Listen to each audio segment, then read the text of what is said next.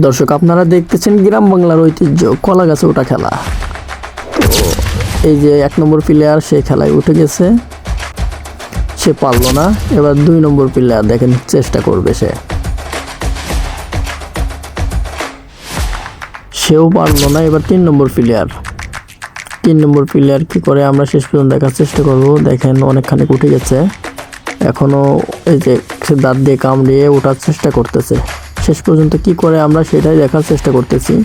দেখেন সে প্রচুর চেষ্টা করতেছে, সে আসলে খেলায় বিজয়ী হওয়ার জন্য।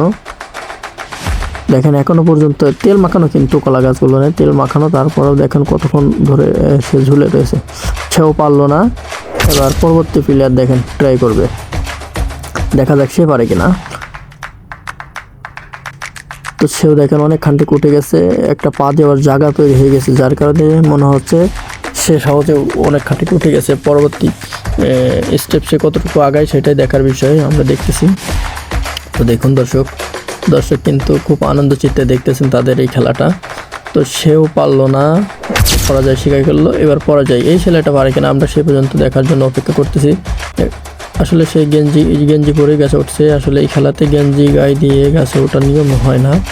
তারপর দেখতেছি সে গেঞ্জি গায়ে দিয়ে ওঠার চেষ্টা করছে, পারে কিনা দেখা যাক। সে তো গাছটাই ভেঙে ফেলতেছিল, সেটা তো আর এক রকম করে ফেললো। তো পরবর্তী প্লেয়ার কি খেলে আমরা সেটা দেখবো। এবার হলো পরবর্তী প্লেয়ার, দেখি এই পিচ্চিটা কতটুকু। ওরে বাবা, পিচ্চিটা তো খুব ট্যালেন্টেড। সে